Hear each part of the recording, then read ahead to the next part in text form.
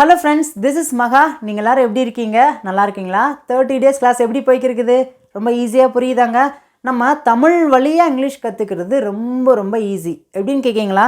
நம்ம தமிழில் ஒரு சென்டென்ஸ் பேசுகிறோம் அப்படின்னா அதில் ஓரளவு இங்கிலீஷ் கலந்து தான் நம்ம பேசுவோம். அதனால் தமிழ் வழியாக இங்கிலீஷ் கற்றுக்கிறது ரொம்ப ரொம்ப ஈஸி. இன்றைக்கி நம்ம டே 5ல் நிற்கிறோம். இந்த டே 5ல் நான் உங்களுக்கு சொல்லிக் கொடுக்க போகிற கான்செப்ட் ரொம்ப ரொம்ப சிம்பிளாக தான் இருக்குது. வீடியோவை ஸ்கிப் பண்ணாமல் கவனமாக கவனிங்க. நம்ம இங்கிலீஷ் பேசலாம் சேனல் நீங்கள் சப்ஸ்கிரைப் பண்ணல அப்படின்னா சப்ஸ்கிரைப் பண்ணிக்கோங்க. வீடியோ பார்க்குறவங்க லைக் பண்ணிக்கோங்க. அதுக்கு முன்னாடி நான் தமிழில் ஒரு சென்டென்ஸை நான் சொல்கிறேன் அப்படின்னா உங்களுக்கு இங்கிலீஷில் ஆன்சர் தெரிஞ்சு அப்படின்னா காமெண்ட்ஸில் எல்லா ஆன்சரும் நீங்கள் வரிசையாக டைப் பண்ணிட்டே வரலாங்க. இங்கே இருக்கிற 4 வேர்ட்ஸை உங்கள் லைஃப்பில் நீங்கள் மறக்காத அளவுக்கு நான் இந்த வீடியோவில் உங்களுக்கு நான் ரொம்ப சிம்பிளாக ஈஸியாக சொல்லிக் கொடுக்க போகிறேன். திஸ் அப்படின்னா தமிழில் இது அப்படின்னு அர்த்தங்க. தீஸ் அப்படின்னா இவைகள். நம்ம அதை பேச்சு வழக்கில் எப்படி சொல்லலாம் அப்படின்னா இதெல்லாம். நெக்ஸ்ட் ஒன் பாருங்களேன். தேட் அப்படின்னா அது அப்படின்னு அர்த்தங்க. நெக்ஸ்ட் ஒன் தோஸ் அப்படின்னா அவைகள் அப்படின்னு அர்த்தம். இதை நம்ம பேச்சு வழக்கில் அதெல்லாம் அப்படின்னு சொல்லுவாங்க. இந்த 4 வேர்ட்ஸை நீங்கள் பார்க்கும்போது உங்களுக்கு ரொம்ப சிம்பிளாக தெரியும். ஆனால் இதோட யூசேஜ் பார்த்தீங்கன்னா பயங்கரமாக எஃபெக்டிவாக இருக்கும். திஸ், தேட் இந்த ரெண்டையும் பார்த்தீங்கன்னா சிங்குலர் அப்படின்னு சொல்லுவோம். அதாவது ஒரே ஒரு பொருளையோ ஒரே ஒரு நபரையோ பற்றி நம்ம பேசுகிறோம் அப்படின்னா திஸ், தேட் வச்சு பேசலாம். இப்போ நெக்ஸ்ட்டு பாருங்கள். தீஸ், தோஸ் இந்த ரெண்டையும் நம்ம ப்ளூரல் அப்படின்னு சொல்லுவோம். ஒன்றுக்கும் மேற்பட்ட பொருட்களையோ மனிதர்களையோ நம்ம பேசுகிறோம் அப்படின்னா தீஸ், தோஸ் இந்த 2 வேர்ட்ஸை வச்சு தான் நம்ம பேசணுங்க. இப்போ நம்ம என்ன பண்ண போகிறோம் அப்படின்னா இந்த 4 வேர்ட்ஸை எந்த இடத்துல எப்படி பயன்படுத்தலாம்னு சொல்லிட்டு ஒவ்வொன்றா பார்க்கலாம். First one this. திஸ் அப்படின்னா என்னன்னு சொல்லியிருக்கேன்? இது. இதை நம்ம சிங்குலர் அப்படின்னு சொல்லுவோம். இப்போ நான் அதை டீட்டெயிலாக சொல்லிக் கொடுக்கேன்.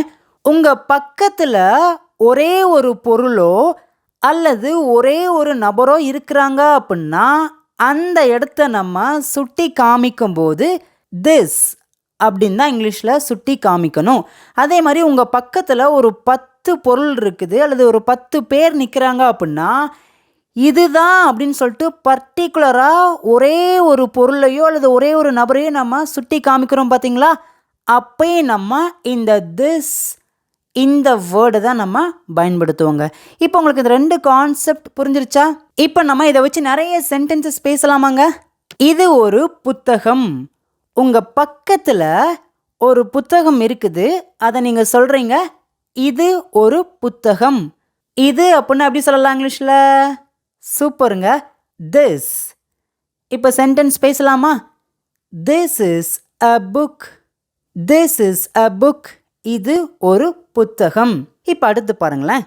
இது என்னுடைய வீடு. எப்படி சொல்லலாம்? This is my house. This is my house. இது என்னுடைய வீடு. நெக்ஸ்ட் ஒன் இது என்னுடைய சகோதரன். உங்கள் பக்கத்தில் ஒரு 5 பேர் நிற்கிறாங்க. அந்த 5 பேர்த்தில் ஒருத்தர் பார்த்தீங்கன்னா உங்கள் சகோதரன். உங்கள் ஃப்ரெண்டுக்கிட்ட இந்த 5 பேரில் இதுதான், அதாவது இந்த ரெட் ஷர்ட் போட்டவன் தான் என்னுடைய சகோதரன் சொல்லிட்டு பர்டிகுலராக ஒருத்தனை மட்டும் சுட்டி காமிக்கிறோம் பார்த்தீங்களா? இந்த இடத்துல நம்ம திஸ் அப்படிங்கிற வேர்டை வச்சு தான் பேச ஆரம்பிக்கணும். பேசலாமாங்க? This is my brother. This is my brother. இது என்னுடைய சகோதரன். இப்போ நெக்ஸ்ட் ஒன் பாருங்கள். இது ஒரு நீல நிற பேனா. உங்கள் எல்லாருக்கும் ஆன்சர் தெரியுது அப்படின்னா வீடியோ பாஸ் பண்ணிவிட்டு காமெண்ட்ஸில் உங்களுடைய ஆன்சர் நீங்கள் வரிசையாக டைப் பண்ணிட்டே வரலாங்க. This is a blue pen. This is a blue pen. இது ஒரு நீல நிற பேனா. இப்போது உங்கள் பக்கத்தில் நிறைய பேனா வச்சுருக்கீங்க. ஆனால் பர்டிகுலராக இது ஒரு நீல நிற பேனா, அதாவது ஒரே ஒரு நீல நிற பேனாவை மட்டும் பர்டிகுலராக நீங்கள் குறிப்பிட்டு சொல்கிறீங்க பார்த்தீங்களா? இந்த இடத்துல நம்ம திஸ் அப்படிங்கிற வேர்டை வச்சு தான் பேசணும். இப்போ நெக்ஸ்ட் ஒன் பாருங்கள். இந்த பூனை கருப்பாக இருக்கிறது. உங்கள் பக்கத்தில் ஒரே ஒரு பூனை இருக்குது. அந்த பூனையோட நிறம் பார்த்தீங்கன்னா கருப்பு. இதை தான் இந்த இடத்துல சொல்லியிருக்கோம். சொல்லுங்க பார்க்கும். This cat is black. This cat is black. இந்த பூனை கருப்பாக இருக்கிறது. நீங்கள் கேட்கலாம், இது அப்படின்னு தானே சொல்லணும், ஏன் இந்தன்னு சொல்லியிருக்கோம்? ரெண்டுமே பார்த்தீங்கன்னா ஒன்று தான். தமிழில் கொஞ்சம் மாறும், ஆனால் இங்கிலீஷில் பார்த்தீங்கன்னா திஸ் அப்படின்னு தான் பேசணும். ஓகே ஃப்ரெண்ட்ஸ், இப்போ நம்ம திஸ் வச்சு ஒரு பாசிட்டிவான சென்டென்ஸை நம்ம பேசியிருக்கோம். இப்போ என்ன பண்ணலாம் அப்படின்னா, திஸ் வச்சு எப்படி ஒரு சிம்பிளான கேள்வி கேட்கலான்னு பார்க்கலாங்க. ஃபர்ஸ்ட் ஒன் பாருங்களேன், தமிழில் எழுதியிருக்கேன். இது என்ன? உங்கள் பக்கத்தில் ஏதோ ஒரு புது பொருள் ஒன்று இருக்குது. அப்போது யாரோ உங்களை பார்த்து கேட்குறாங்க, இது என்ன அப்படின்னு கேட்குறாங்க. நல்லா கவனிங்க, ஒரே ஒரு பொருள் தான் இருக்குது, அந்த பொருள் உங்கள் பக்கத்தில் இருக்குது. இது என்னன்னு கேட்குறாங்க. இதை எப்படி கேட்கலாம் இங்கிலீஷில்? What is this? வாட் அப்படின்னா என்ன அப்படின்னு அர்த்தம். இப்போ உங்களுக்கு இந்த கான்செப்ட் புரிஞ்சிருச்சா? What is this? What is this? இது என்ன? இப்போ நெக்ஸ்ட் ஒன் பாருங்களேன். இது யார்? உங்கள் வீட்டுக்கு உங்கள் ஃப்ரெண்டை ஒருத்தனை கூட்டு வந்திருக்கீங்க. அப்போ அம்மாவோ அப்பாவோ கேட்குறாங்க, இது யார்? இது எப்படி கேட்பாங்க? Who's this? Who's this? Who அப்படின்னா யார் அப்படின்னு அர்த்தம். சொல்லுங்கள், ஹூஸ் திஸ்? இது யார்? நெக்ஸ்ட் ஒன், இது எப்படி இருக்குது? நம்ம புதுசாக ஏதாவது ஒரு ட்ரெஸ் போட்டிருந்தோம் அப்படின்னா ஃப்ரெண்ட்ஸ் கிட்ட போய் காமிப்போம், இது எப்படி இருக்குன்னு கேட்போம் பார்த்தீங்களா? இது எப்படி இருக்குது? House this? ஹவ் அப்படின்னா எப்படி அப்படின்னு அர்த்தம். House this? இது எப்படி இருக்குது? இப்போ உங்களுக்கான டெஸ்ட்டுங்க. இது அப்படிங்கிற ஒரு வேர்டை வச்சு 4 பேசிக்கான சிம்பிளான சென்டென்ஸ் தமிழில் எழுதியிருக்கேன். இதுக்கான ஆன்சரை நீங்கள் தான் காமெண்ட்ஸில் வரிசையாக டைப் பண்ணிட்டே வரணுங்க. நான் ஆன்சர் பண்ணுறதுக்கு முன்னாடி நீங்கள் ஆன்சர் பண்ணணும். இந்த 30 days கிளாஸ் உங்களுக்காக தான் வச்சுருக்கேன், நீங்கள் தான் பேசணுங்க. ஃபர்ஸ்ட் ஒன் பாருங்கள், இது யார்? இது எப்படி கேட்கலாம்? சூப்பருங்க. Who's this? Who's this? இது யார்? அதுக்கு நான் ஆன்சர் பண்ணியிருக்கேன், இது என்னுடைய ஆசிரியர். சூப்பருங்க, எல்லாரும் கரெக்டாக ஆன்சர் பண்ணிட்டீங்கன்னு நினைக்கிறேன். This is my teacher. This is my teacher. Next one பாருங்க, இது என்ன? இந்த கேள்வியை எப்படி இங்கிலீஷில் கேட்கலாம்? சூப்பருங்க, நீங்கள் கொஞ்சம் கொஞ்சமாக இங்கிலீஷை நல்லா புரிஞ்சுக்கிட்டே இருக்கிறீங்கன்னு நினைக்கிறேன். 30 days மிஸ் பண்ணாமல் ஸ்கிப் பண்ணாமல் எல்லா வீடியோஸும் பார்த்துருங்க, ப்ராக்டிஸ் பண்ணுங்கள். What is this? What is this? இது என்ன? அதுக்கு நான் ஆன்சர் பண்ணுறேன், இது ஒரு புத்தகம். This is a book. This is a book. Okay friends, இப்போ நம்ம இது வரைக்கும் திஸ் அப்படிங்கிற ஒரு வேர்டை எந்த இடத்துல எப்படி எல்லாத்தையும் கம்ப்ளீட்டாக ஃபுல்லாக பார்த்து முடிச்சாச்சு. இப்போ நம்ம செகண்ட் என்ன பார்க்க போகிறோம் அப்படின்னா தேட். தேட் அப்படின்னா தமிழில் அது அப்படின்னு அர்த்தங்க. இந்த தேட் அப்படிங்கிறத எங்கே பயன்படுத்தணும் அப்படின்னா, உங்களை விட்டு தூரமாக ஏதாவது ஒரு பொருளோ அல்லது ஏதாவது ஒரு நபரையோ நீங்கள் சுட்டி காமிக்கணும்னு நினைக்கிறீங்க அப்படின்னா அந்த இடத்துல தேட் அப்படின்னு தான் சொல்லணும். புரிஞ்சிருச்சாங்க? இது வரைக்கும் உங்களுக்கு இந்த கான்செப்ட் எல்லாமே நல்லா புரிஞ்சிருக்கு அப்படின்னா கமெண்ட்ஸில் உங்களுடைய கருத்துக்களை மறக்காமல் தெரிவிங்க, அது நிறைய பேருக்கு யூஸ்ஃபுல்லாக இருக்கும். ஓகே, இப்போ இதை வச்சு நம்ம நிறைய சென்டென்சஸை சிம்பிளாக பேசலாங்க. ஃபர்ஸ்ட் ஒன் பாருங்களேன், அது என்னுடைய பைக். உங்கள் ஃப்ரெண்டு உங்கள் பக்கத்தில் நிற்கிறாங்க, உன் பைக் எதுன்னு கேட்குறாங்க. தூரத்தில் ஒரு 10 பைக் இருக்குது. அதில் நீங்கள் பர்டிகுலராக அதுதான் என் பைக் அப்படின்னு சொல்லிட்டு நீங்கள் சொல்கிறீங்க பார்த்தீங்களா? இந்த இடத்துல தான் நம்ம தேட் அப்படிங்கிற வேர்டை நம்ம பயன்படுத்தணுங்க. பேசுங்க. That is my bike. That is my bike. அது என்னுடைய பைக். அவ்வளோதாங்க. இப்போ நெக்ஸ்ட் ஒன் பாருங்களேன், அது என்னுடைய பள்ளி. தூரத்துலேருந்து அதுதான் என் பள்ளி அப்படின்னு சொல்கிறீங்க பார்த்தீங்களா? ஆன்சர் பண்ணுங்க. That is my school. That is my school.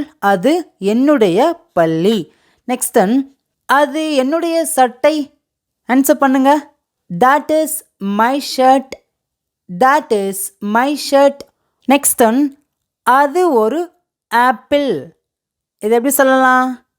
ஒரே ஒரு ஆப்பிள் மட்டும்தான் தூரத்தில் இருக்குது. நீங்கள் சொல்கிறீங்க அது ஒரு ஆப்பிள் அப்படின்னு சொல்கிறீங்க. That is an apple. that is an apple. அது ஒரு ஆப்பிள். நெக்ஸ்ட் ஒன், அது ஒரு car. that is a car. that is a car. இப்போ நம்ம பாசிட்டிவாக that வச்சு ஒரு சென்டென்ஸை நம்ம பேசிட்டோம். இப்போ நம்ம பாசிட்டிவாக ஒரு கேள்வி கேட்கலாமா? அது என்ன? தூரத்தில் ஏதோ ஒன்று இருக்குது, ஆனால் சரியாக தெரியல நமக்கு. நம்ம கேட்குறோம், அது என்ன? எப்படி கேட்கலாம்? உங்கள் எல்லாருக்கும் ஆன்சர் தெரியுது அப்படின்னா என் கூட சேர்ந்து பின்னாடியே பேசுங்க. காமெண்ட்ஸில் வரிசை டைப் பண்ணிட்டே வாங்க. அது என்ன? What is that? What is that? Next one, அது யார்? உங்கள் ஃப்ரெண்டு வெளியில் நிற்கிறாங்க, நீங்கள் வீட்டுக்குள்ளே இருக்கிறீங்க. உங்கள் ஃப்ரெண்டு உங்களுடைய பேரை சொல்லி கூப்பிட்றாங்க. அப்போ உங்கள் அம்மா அப்பா கேட்குறாங்க, அது யார்? ஏன்னா உங்கள் ஃப்ரெண்டு உங்களை விட்டு தூரத்தில் இருக்கிறாங்க. எப்படி கேட்கலாம் அது இங்கிலீஷில்? சிம்பிள் தாங்க. Whose that? Whose that? Next one, அது எப்படி இருக்குது? எப்படி கேட்கலாம்? அது வந்திருக்கு பார்த்தீங்களா? பேசுங்க. House that? ஹவ் அப்படின்னா எப்படி, இஸ் அப்படின்னா இருக்குது, that அப்படின்னா அது. அது எப்படி இருக்குது? House that? நெக்ஸ்ட் ஒன், அது எங்கே இருக்குது? எப்படி கேட்கலாம்? அது வந்திருக்குல்ல. எங்கே அப்படின்னா எப்படி சொல்லலாம் இங்கிலீஷில்? Where. Where is that? Where is that? அது எங்கே இருக்குது? ஓகேங்க, இப்போ உங்களுக்கான டெஸ்ட். இது என்னுடையது, அது என்னுடையது. இந்த ரெண்டு தமிழ் சென்டென்ஸை நம்ம டெய்லி லைஃப்பில் அடிக்கடி பேசுவோம். இது எப்படி பேசலாம்? இது, அது. இந்த ரெண்டு வேர்ட்க்கு இங்கிலீஷில் நமக்கு ஆன்சர் தெரியும். என்னுடையது அப்படின்னா எப்படி சொல்லலாம்? சிம்பிள் தாங்க. மைன். சொல்லுங்க, மைன். ஃபர்ஸ்ட் ஒன் பாருங்க, இது என்னுடையது. This is mine. This is mine. Next one, அது என்னுடையது. that is mine. that is மைன். அவ்வளோதாங்க. ஓகே ஃப்ரெண்ட்ஸ், நம்ம மூணாவது என்ன பார்க்க போகிறோம் அப்படின்னா தீஸ். சொல்லுங்க, தீஸ் அப்படின்னா தமிழில் இவைகள் அப்படின்னு அர்த்தம். நம்ம அதை பேச்சு வழக்கில் எப்படி சொல்லலாம் அப்படின்னா இதெல்லாம். நான் இதை உங்களுக்கு இப்போது டீடெயிலாக சொல்லிக் கொடுக்கேன். உங்கள் பக்கத்தில் ஒன்றுக்கும் மேற்பட்ட பொருட்களோ அல்லது நபர்களோ இருக்கிறாங்க அப்படின்னா அதை நீங்கள் சொல்லும்போது தீஸ் அப்படிங்கிற வேர்டை வச்சு தான் பேசணும். இந்த தீஸ் அப்படிங்கிறத நம்ம ப்ளூரல் அப்படின்னு சொல்லுவோம், அதாவது பன்மை அப்படின்னு சொல்லுவோம். ஒன்றுக்கும் மேற்பட்ட பொருளோ நபரோ உங்கள் பக்கத்தில் இருக்கிறாங்க, அதை நீங்கள் சொல்கிறீங்க அப்படின்னா தீஸ் அப்படிங்கிற வேர்டை வச்சு பேச ஆரம்பிக்கலாங்க. இப்போ நம்ம நிறைய சென்டென்சஸ் பேசலாமா? நான் தமிழில் சொல்லி தான் இங்கிலீஷில் ஆன்சர் பண்ணுவேன். உங்களுக்கு ஆன்சர் தெரியுது அப்படின்னா காமெண்ட்ஸில் நீங்கள் வரிசையாக உங்களுடைய ஆன்சரை நீங்கள் டைப் பண்ணிட்டே வரலாம். அது நிறைய பேருக்கு யூஸ்ஃபுல்லாக இருக்குங்க. ஃபர்ஸ்ட் ஒன் பாருங்கள், இவைகள் தமிழ் புத்தகங்கள். உங்கள் பக்கத்தில் ஒரு 50 தமிழ் புக்ஸ் இருக்குது. எப்படி சொல்வீங்க இதை? These is Tamil book. இந்த சென்டென்ஸ் கரெக்டா? தப்புங்க. ஏன்னு கேட்குறீங்களா? நான் ஆன்சர் பண்ணுறேன், நல்லா கவனிங்க. உங்கள் பக்கத்தில் ஒன்றுக்கும் மேற்பட்ட தமிழ் புக் இருக்குது. அப்போனா இந்த இடத்துல நீங்கள் தீஸ் இஸ் சொல்லக்கூடாது, தீஸ் ஆர் அப்படின்னு தான் சொல்லணுங்க. இப்போ இந்த சென்டென்ஸை பேசுங்க. These are Tamil book. இப்போயாவது இந்த சென்டென்ஸ் கரெக்டாக இருக்குதான்னு கேட்டிங்கன்னா இப்போயும் இந்த சென்டென்ஸ் தப்பாக தான் இருக்குது. ஏன்னு கேட்குறீங்களா? நல்லா கவனிங்க. உங்கள் பக்கத்தில் 50 புத்தகங்கள் இருக்குது. புத்தகம்னு கிடையாது. இங்கே பாருங்கள், புக் அப்படின்னு தான் நம்ம எழுதியிருக்கோம். புக் எழுதக்கூடாது, புக்ஸ், புத்தகங்கள். இதுதான் ஒரு கரெக்டான ஆன்சர். எல்லோரும் சேர்ந்து பேசலாமா? These are Tamil books. These are Tamil books. இவைகள் தமிழ் புத்தகங்கள். நம்ம இதை பேச்சு வழக்கில் இதெல்லாம் தமிழ் புத்தகங்கள் அப்படின்னு சொல்லுவாங்க. நெக்ஸ்ட் ஒன் பார்க்கலாமா? இவைகள் நாற்காலிகள். சொல்லுங்க, நம்ம பேச்சு வழக்கில் இதெல்லாம் நாற்காலிகள் அப்படின்னு சொல்லுவோம். These are chairs. These are chairs. Chair அப்படிங்கிறது சிங்குலர், சேர்ஸ் அப்படிங்கிறது ப்ளூரல். நெக்ஸ்ட் ஒன் பாருங்க, இவைகள் ஆப்பிள்கள். பேச்சு வழக்கில் இதெல்லாம் ஆப்பிள்கள் அப்படின்னு சொல்லுவோம். ஒரு பெட்டியில் ஒரு 100 ஆப்பிள்ஸ் அடுக்கி வச்சுருக்காங்க, இதெல்லாம் ஆப்பிள் தான் அப்படின்னு சொல்லுவோம் பார்த்தீங்களா? ஆன்சர் தெரியுதுன்னா கமெண்ட்ஸில் வரிசையாக டைப் பண்ணிட்டே வாங்க. இது உங்களுக்கான வீடியோ, நீங்கள் தான் ஆன்சர் பண்ணிகிட்டே வரணும். These are apples, these are apples, இதெல்லாம் ஆப்பிள்கள். நெக்ஸ்ட் தென் இவைகள் பூனைகள். பேச்சு வழக்கில் இதெல்லாம் பூனைகள்னு சொல்லுவோம். These are cats, these are cats. Cat அப்படிங்கிறது சிங்குலர், கேட்ஸ் பூனைகள், இதை நம்ம ப்ளூரல் அப்படின்னு சொல்லுவோம். நெக்ஸ்ட் ஒன், இவங்கெல்லாம் என்னுடைய ஃப்ரெண்ட். இதை எப்படி சொல்லலாம்? These are my friends, these are my friends, இவங்கெல்லாம் என்னுடைய நண்பர்கள். இப்போ உங்களுக்கான ஹோம்ஒர்க்குங்க. இதெல்லாம் என்னுடைய வீடுகள். உங்களுடைய தெருவுக்கு உங்கள் ஃப்ரெண்டை கூப்பிட்டு போகிறீங்க. நீங்கள் 4 வீடு வச்சுருக்கீங்க பக்கத்தில் பக்கத்தில். நீங்கள் சொல்கிறீங்க இந்த 4 வீடு, அதாவது இதெல்லாம் என்னுடைய வீடுகள் அப்படின்னு சொல்கிறீங்க. சொல்லுங்கள். நீங்கள் எல்லோரும் இதுக்கான ஆன்சரை வீடியோ பாஸ் பண்ணுங்கள், கமெண்ட்டில் டைப் பண்ணுங்கள். சூப்பருங்க, கரெக்டாக எல்லோரும் டைப் பண்ணியிருக்கீங்கன்னு நினைக்கிறேன். நான் ஆன்சர் பண்ணுறேன். These are my houses, these are my houses, இதெல்லாம் என்னுடைய வீடுகள். அவ்வளோதாங்க. ஓகே ஃப்ரெண்ட்ஸ், இப்போ உங்களுக்கு இந்த தீஸ் அப்படிங்கிற வேர்டை எந்த இடத்துல எப்படி பயன்படுத்தணும்னு தெரிஞ்சிருச்சாங்க. இப்போ நம்ம அடுத்து பார்க்க போகிறது என்ன அப்படின்னா தோஸ். தோஸ் அப்படின்னா தமிழில் அவைகள் அப்படின்னு சொல்லுவாங்க. நம்மளை விட்டு தூரத்தில், அதாவது தொலைவில் ஒன்றுக்கும் மேற்பட்ட பொருட்களோ அல்லது நபர்களோ இருக்கிறாங்க, அதை நாம் சொல்கிறோம் அப்படின்னா தீஸ் அப்படிங்கிற வேர்டை வச்சு தான் நம்ம பேசணுங்க. ஃபர்ஸ்ட் ஒன் பாருங்கள், அவைகள் மரங்கள். நம்ம பேச்சு வழக்கில் அதெல்லாம் மரங்கள் அப்படின்னு சொல்லியிருக்கோம். சொல்லுங்கள். Those are trees, those are trees. Tree அப்படின்னா மரம், சிங்குலர். இங்கே கவனிங்க, ட்ரீஸ் அப்படின்னு சொல்லியிருக்கோம், மரங்கள் ப்ளூரல். இதுதான் கரெக்டான ஒரு சென்டென்ஸ். நெக்ஸ்ட் ஒன் பாருங்களேன், அவைகள் கார்கள். இதை நம்ம பேச்சு வழக்கில் அதெல்லாம் கார்கள் அப்படின்னு சொல்லுவோம். நீங்கள் வரிசையாக ஒவ்வொரு சென்டென்சஸை பின்னாடியே பேசிட்டு வந்தால் மட்டும்தான் 30 days முடியும் போது ஓரளவுக்கு நீங்கள் வாயை திறந்து தைரியமாக இங்கிலீஷ் பேச ஆரம்பிச்சிருவீங்க. பேசுங்க. Those are cars, those are cars. அவைகள் கார்கள். இப்போ அவைகள் பேனாக்கள்லாம் அப்படி சொல்லலாம். Those are pens, those are pens. இப்போ நெக்ஸ்ட் ஒன் பாருங்களேன், அவைகள் என்னுடைய வீடுகள். நம்ம அதை பேச்சு வழக்கில் எப்படி சொல்லுவோம்? அதெல்லாம் என்னுடைய வீடுகள். நீங்கள் நிற்கிற இடத்துலேருந்து தூரத்தில் பார்த்தீங்கன்னா உங்கள் வீடுகள் இருக்குது. அதை தான் நம்ம இப்போ இங்கிலீஷில் பேச போகிறோம். சொல்லுங்கள். Those are my houses, those are my houses. அதெல்லாம் என்னுடைய வீடுகள். இப்போ நெக்ஸ்ட் ஒன் பாருங்கள், அதெல்லாம் என்னுடைய நண்பர்கள். ஒரு ஃபங்க்ஷனுக்கு போயிருக்கோம், நம்ம ஃப்ரெண்ட்ஸ் எல்லாம் கூப்பிட்டு வந்திருக்கோம். நம்ம ஃப்ரெண்ட்ஸ் பார்த்திங்கன்னா கொஞ்சம் தூரத்தில் நிற்பாங்க. அப்போ அப்பாவோ அம்மாவோ கேட்பாங்க, அவங்களாம் யார், புதுசாக இருக்காங்க அப்படின்னு கேட்பாங்க. நம்ம சொல்லுவோம், அப்பா அதெல்லாம் என்னுடைய நண்பர்கள் அப்படின்னு சொல்லுவோம். பார்த்தீங்களா? அதெல்லாம். சொல்லுங்கள். Those are my friends, those are my friends. அதெல்லாம் என்னுடைய நண்பர்கள்.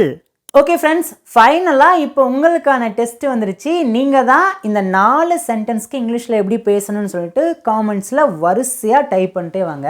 ஃபர்ஸ்ட் ஒன் பாருங்களேன், இது ஒரு பேருந்து. இது அப்படின்னா எப்படி சொல்லலாம்? உங்கள் பக்கத்தில் ஒரு பேருந்து இருக்குது, அதை நீங்கள் இது ஒரு பேருந்துன்னு சொல்லியிருக்கீங்க. சொல்லுங்கள் பார்க்கும், ஆன்சர் பண்ணுங்கள். வாயை திறந்து பேசுங்க. உங்களால் ஆன்சர் பண்ண முடியலைன்னா பரவாயில்ல, வாயை திறந்தாவது இந்த சென்டென்ஸ்க்கு இங்கிலீஷில் பேசுங்க. இது அப்படின்னா this, this is a bus, this is a bus. இது ஒரு பேருந்து. இப்போ அடுத்து பாருங்களேன், அது ஒரு பேருந்து. தூரத்தில் ஒரு பேருந்து நிற்கி, ஒரே ஒரு பேருந்து, சிங்குலர். சொல்லுங்க பார்க்கும். தூரத்தில் அது அப்படின்னு சொன்னால் எப்படி சொல்லலாம்? சூப்பருங்க. that, that is a bus, that is a bus. அது ஒரு பேருந்து. இப்போ அடுத்து பாருங்க, இவைகள் பேருந்துகள். உங்கள் பக்கத்தில் ஒரு 5 இல்லை 6 பஸ் இருக்குன்னு நினச்சிக்கோங்க. இவைகள் பேருந்துகள்னு சொல்லியிருக்கீங்க. நம்ம அதை பேச்சு வழக்கில் எப்படி சொல்லுவோம்? இதெல்லாம் பேருந்துகள்னு சொல்லுவோம் பார்த்தீங்களா? சொல்லுங்கள், இவைகள் இதெல்லாம் அப்படின்னா எப்படி சொல்லலாம் இங்கிலீஷில்? சூப்பர். These are bus. கரெக்டா? கண்டுபிடிச்சிட்டீங்க தப்புன்ட்டு. எப்படின்னு சொல்லுங்கள். ஏன்னா பஸ் அப்படிங்கிறது சிங்குலர். ஒரே ஒரு பஸ்ஸை மட்டும்தான் நம்ம இங்கே எழுதியிருக்கோம். இந்த சென்டென்ஸ் தப்பு. இந்த பஸ் அப்படிங்கிற சிங்குலர் கூட நம்ம இஎஸ் அப்படிங்கிற அந்த 2 வேர்டை சேர்த்தா தான் பஸ்ஸஸ், பேருந்துகள் ப்ளூரலாக மாறுது. பாருங்க, பஸ்ஸஸ், பேருந்துகள். புரிஞ்சிருச்சாங்க? இப்போ அடுத்து பாருங்க, அவைகள் பேருந்துகள். இதை நம்ம பேச்சு வழக்கில் எப்படி சொல்லுவோம்? அதெல்லாம் பேருந்துகள் அப்படின்னு சொல்லுவோம் பார்த்தீங்களா? ஆன்சர் பண்ணுங்க. அவைகள் அதெல்லாம் எப்படி சொல்லலாம்? சூப்பர். தோஸ் அப்படின்னா அவைகள் அப்படின்னு அர்த்தம். Those are buses. அவைகள் பேருந்துகள். இந்த மாதிரி சின்ன சின்ன இங்கிலீஷில் இருக்கிற சென்டென்சஸை நீங்கள் பேசி பேசி பழகுனா மட்டும்தான் இங்கிலீஷில் இருக்கிற பயம் உங்களுக்கு சுத்தமாக போயிருங்க. இந்த 30 days கிளாஸ் பார்த்தீங்கன்னா நான் ரொம்பவே பேசிக்காக தான் சொல்லிக் கொடுக்க போகிறேன். சின்ன குழந்தைங்களுக்கு கூட அவ்வளோ அழகாக புரியுங்க. இப்போ ஃபைனலாக இங்கே இருக்கிற 4 தமிழ் சென்டென்ஸ் உங்களுக்கான டெஸ்ட். நீங்கள் தான் ஆன்சர் பண்ண போகிறீங்க. இது என்னுடைய சாவி, அது என்னுடைய சாவி, இவைகள் என்னுடைய சாவிகள், அவைகள் என்னுடைய சாவிகள். மறக்காமல் ஆன்சர் பண்ணுங்கள். நாளைக்கு டே 6ல் உங்களை பார்க்குறேன். தேங்க்யூ.